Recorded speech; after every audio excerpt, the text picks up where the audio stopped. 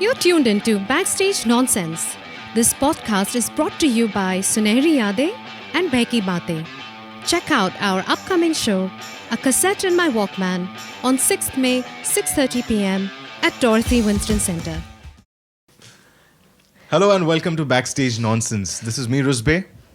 And this is me, Ritika. And we are here today. We're going to interview and talk to a very talented artist. Her name is Rachel. Rachel, welcome to the show. Thank you. I'm so excited to be here.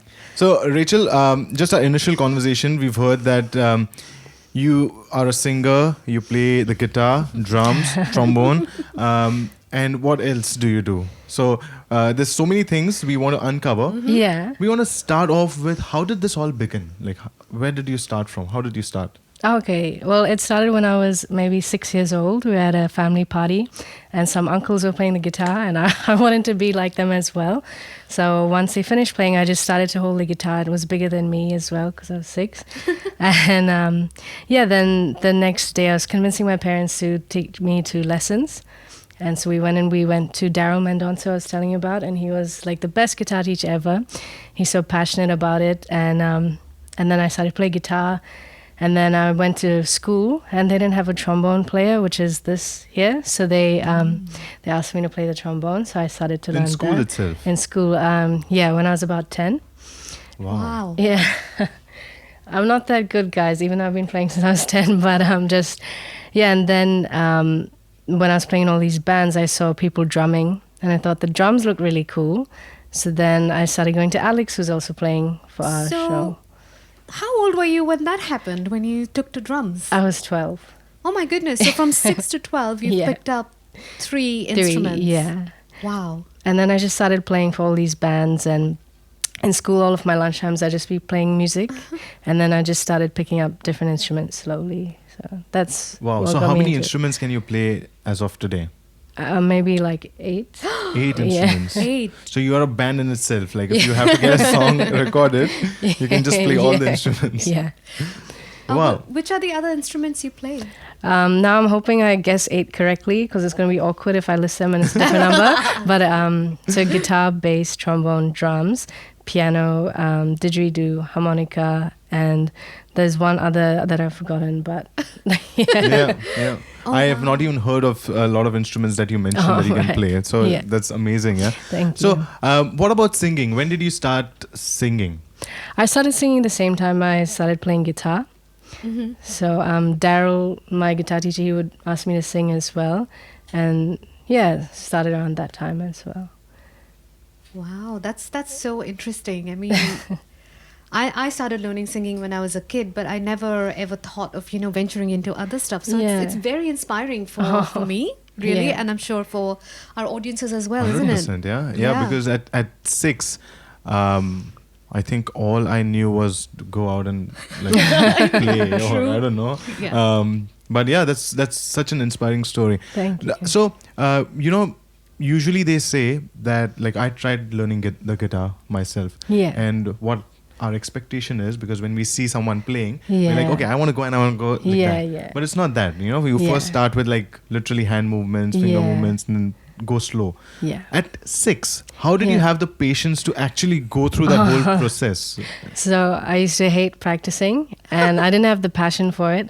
And my mom told me if you just spend 10 minutes every day, just you'll like get into it. And then Daryl started letting me play songs that I like to play as well. Yeah. And that's when I actually have a secret. I don't know if I can tell you guys on this podcast, but there's also this really handsome guy in my class. And there's this concert coming up and I really wanted to impress him, so I like hurried up and I learned to play better. Yeah, he didn't talk to me after that, but it's okay. He'll definitely talk to you after this podcast, for sure. Yeah. We don't want to name but people. see, they always say that for boys to do anything, there has to be a girl. There has to be a reason. But in your case, a guy was a reason, which is good. Yeah, that's empowerment both ways. Yeah, true. So, talking about, so that's what your learning phase was. Yeah. When did you actually think that, okay, when was your first performance? So it was around that time that that guy was there because... This podcast is going to be around that guy now. If you need my number, it's not just... No, so my first performance was I was 9. Do you know Melting Pot? It's like it's another Indian kind of talent show that they do. So I started to I practiced for that, and that was my first performance. Yeah. Right. And what did you do in that? I played guitar and I sang. You played guitar and you sang. Yeah. Okay. Wow. Now I'm already curious to hear you sing because Yeah, you've said that a few times. Yeah, and your voice has got like a little bit of a husk.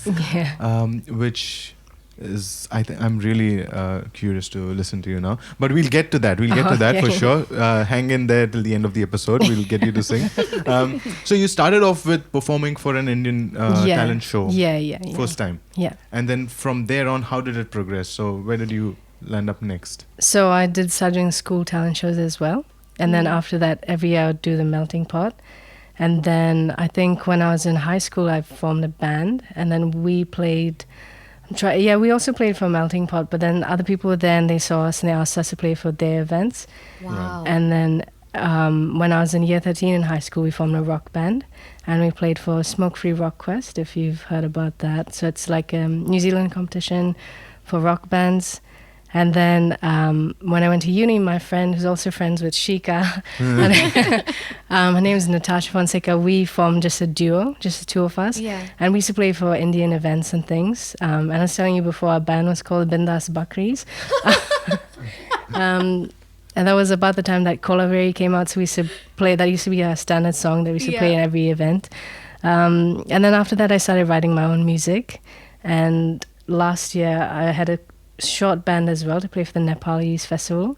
But then I think with bands, maybe you know this, that a lot of the time we play for one festival and then we disband because it's hard to maintain that. But so I've performed with lots of different bands over the years. Yeah.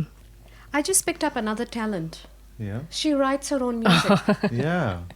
This is getting better and better and better. Is there any music you've got on Spotify or anything that we can listen to or our listeners can? I'm hoping to release some this year. Oh. So I'll keep you guys in the And are you loop going to be playing multiple instruments in there? Yeah? Yeah. Watch this space, guys. Watch this space. The songs I'm going to release as well. I haven't shared this with anyone yet, but they also feel like Indian music is not so popular in the mainstream. Yes. So I want to have like tablas and like Indian beats underlying the pop music as well. Wow. Yeah. So, firstly, I want to understand how did you come up with the name? That was going to be one of my questions too. Yeah. Bindas Bakris. Yeah. Really. Yeah. I guess even though I'm quite shy, I've always been like a bit of a jokey person. So Maybe we could figure. oh yeah. And then I was in India and everyone was like, "Oh, be bindas, be bindas." So then I like that. And when I get stressed, I just tell myself like, "Be bindas." And then I don't know, I just like goats at the time, and then they both started with B. Goats. This is not good to put on your podcast. Not really useful.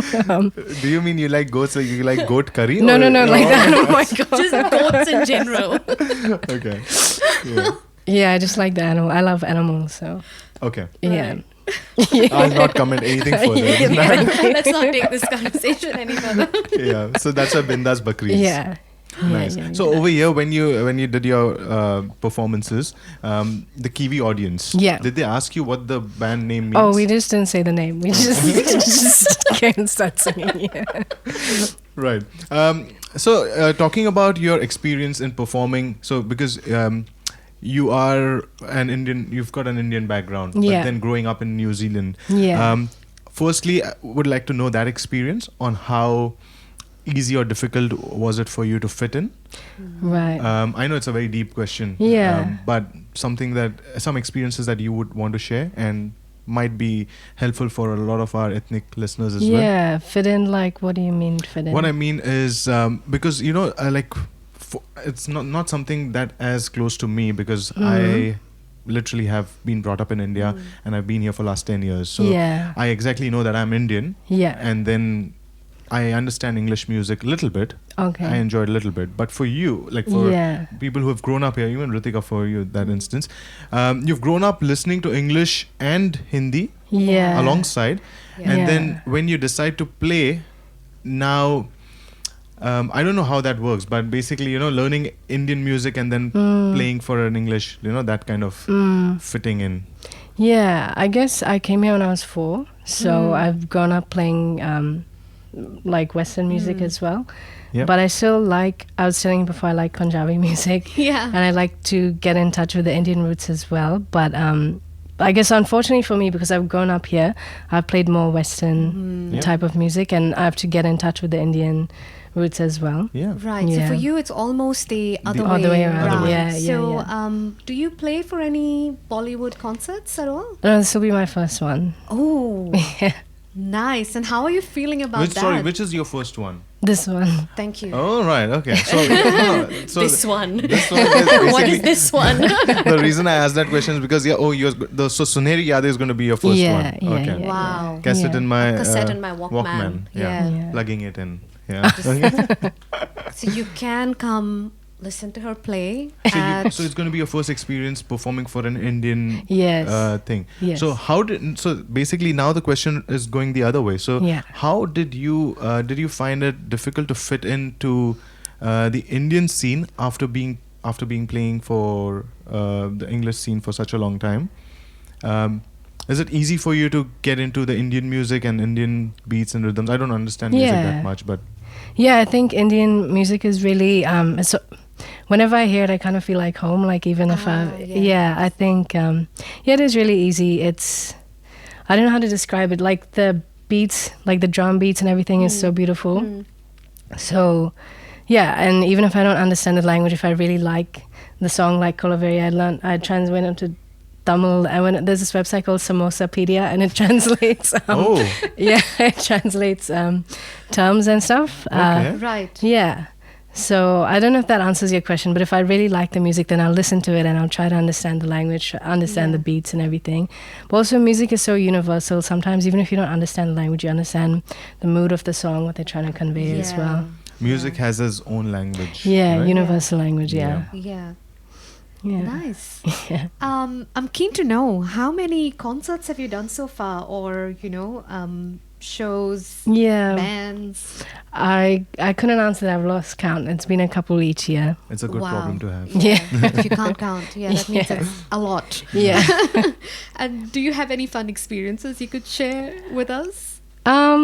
I guess they've all been really good. I really like, I love guitar and singing because I like when you can kind of transcend the audience into what you're feeling as well. Yes. And I love to get the audience like clapping and singing along as well. Wow. Yeah. Okay. So that's always fun. I just love it. All of them, yeah. I have a question, controversial one. Yeah. Oh, here we go. Now, because you play 8 instruments, roughly, and you are in a band, or you're performing in Yeah. a concert or somewhere, and now let's say you're playing the trombone, for Yeah. instance, and you see the drummer is playing. Oh, yeah. Yeah. In your head, there you Yeah. go, he's not catching the beat, dude. I'm like, get up, pass me the sticks. I'm just kidding. I'm just kidding. Especially not if Alex is playing. Our rehearsals are going to be fun then, Yeah, because Rachel's I'm going to be just like, who's not doing it? I was just joking, guys. Yeah.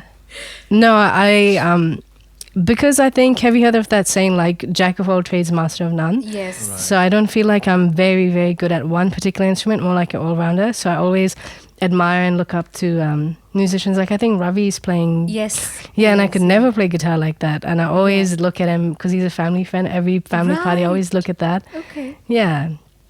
So I'd rather look at people and learn from them, and maybe feel a little bit insecure that I'm not that good. But yeah. No, that's. I think it's a great attitude for an artist. The hunger. where, you want to learn always from everyone. Yeah. And that's amazing. I think, they used to say, don't be jack of all, master, and be master of one instead. Yeah. But I think we've moved ahead from it. And now it's all about being jack of all and master of none. Because you be a master of something, and then soon that gets faded away. And now you're left with nothing. So rather be jack of all. That's something, I don't know. Yeah. Yeah. Taking a slightly different turn to this. Clearly, like, you must be doing a lot of rehearsals, and this podcast is called Backstage Nonsense. Yeah. Yeah. We have a lot of nonsense stories that we laugh Right. about all the time. What are Yeah. yours? I mean, I told you guys about that one guy from the class that I learned Yeah. guitar for. Is that not enough? No, we want to know You more. want to embarrass me more? I was thinking about this question, and I wanted to share with you guys another secret that I've actually got two main loves. So I'm going out with one for lunch on Valentine's Day and one for dinner. I'm just kidding. So I hope my mom doesn't see this, but no. So I like music and I like comedy. So for music, I guess it's quite even though I love it, it's quite serious. You know, you have to perform well, even if you're having fun. You have to think about it. It's all like calculated and everything. But for me, the comedy is, I guess, where I let loose a little bit. And even though I said I don't speak Hindi and things, I have an Indian mom and Indian dad. So I kind of do imitations of Indian parents. So you do comedy too. You're a stand-up comedian as well. I just make like little videos, yeah. Yeah? Okay. Oh my goodness. I want to see an impression. Yes, please. Because we have one. you're getting into my area as well now. Oh, Like what's I wanted to be a stand-up comedian at least. But okay, great. Okay, Yeah. one impression, please. Oh, I'm nervous now. Maybe we can save that for another time. Okay, we'll say that Okay, one. that's Yeah. fine. That's fine. Maybe at rehearsals we can Maybe. just So get into so you like to do stand-up comedy? Like, do you do stand-up comedy performances, like acts, or? I've emceed a few shows, but Okay. I mainly do like videos online Okay, because I'm still shy. So if it's just the camera, I don't feel so nervous. okay. Yeah. Do you post this on your Instagram? I have just started posting it now. Ooh. So now another turn to this, a different angle now. So you do so many things. What do you do for your mental health? So I have a dog called Nala. She's a German Shepherd. She's my baby. And every time I see her, I just feel really relaxed and happy. So, and every time I'm stressed, I think she knows. So I pet her and stuff. And I take her out to beaches or the park, and that relaxes me as well. The other thing is I have just recently started doing Muay Thai, which is like Thai kickboxing. So that's really, really fun. I think it's such a hard exercise for me anyways, that you just sweat and I go in with all my problems and I come out and I'm quite relaxed. So that combination of those two. And just wrapping up the conversation, what are your upcoming projects that you're working on? So we know already that you're going to release some singles. Yeah. Any other concerts apart from Cassette and My Walkman that you're going to be part of? That's the main one, just this concert, and also I want to work on my music. I want to release 4 songs by the end of this year, so I want to spend time recording them, writing them, perfecting them, and And what's the vibe? Like, I know you want to get the Indian sounds in there, but what is the vibe going to be for the songs? Is it going to be a party number, or more like a chill song, or a heartbreak song? Like, yeah, Colorway number 2. No, there's 4 songs. They each have a different kind of vibe to them. Yeah. So 2 of them, I guess, they're all sort of chill with some Indian beats, but hopefully I guess I'll let people see what they feel like once they're released. Yeah. any Indian artists that you like? Dhanush, Yo-Yo Honey Singh. Okay. I have a whole playlist on my phone. It's just for Indian music, but I don't know. Can't think of any artists off the top of my head. I like quite a few. Amazing. Nice. I can see this trombone, Yeah. resting on this coffee table. Yeah.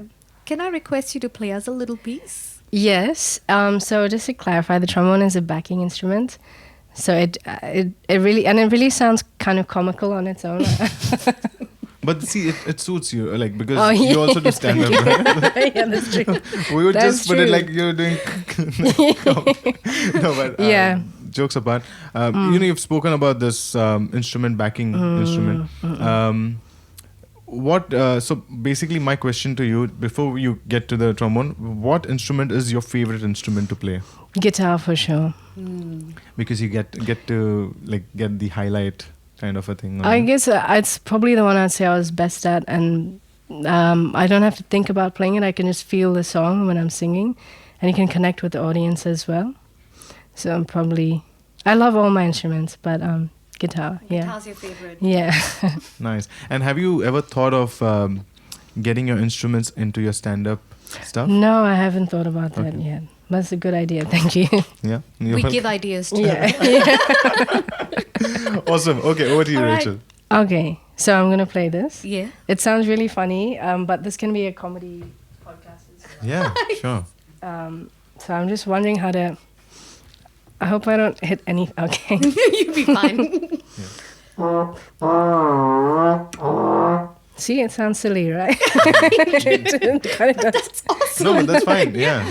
Yeah, that's it. That's Okay, fine. yeah. Okay. Thank you. Wow. Cool. Thank you. Thank you so much. Who taught you this instrument? I learned it in school, so they had actually really good teachers in school. Yeah. Yeah. Do they play this during March Pass or? Like Yeah. that? Yeah. Right. Because we used to have those. We used to have not these ones, but we used to have the Yeah. bugle. Yeah. That. Yeah. Yeah. I was trying to get into my school band, but I got kicked out of that as well. Oh. I couldn't do that properly as well. But that was it. Thank you so much, Rachel. It was wonderful to have this chat with you. There's heaps more that we need to uncover from you, and we definitely get some more time of you and try to get you back onto this podcast and have more conversations with you. Yeah. And just to wrap things up, Rachel, it would be great if you could share your Instagram handle with our listeners or audience so they can follow you. Yes, okay. I would have made my Instagram shorter if I knew this, but it's Rachel Sequeira Official. So I spelled that RachelSequeira Official. That's it. Yeah. Nice. Thank you. Nice. Make sure Awesome. you follow her. Thanks, guys. And also do go check her out or watch her perform live at A Cassette in My Walkman on the 6th of May. That's right, at Dorothy Winston Center. And we'll see you there. Bye. Thank you for listening to Backstage Nonsense. Remember to check out A Cassette in My Walkman, a musical concert on 6th May, 6:30 p.m. at Dorothy Winston Center.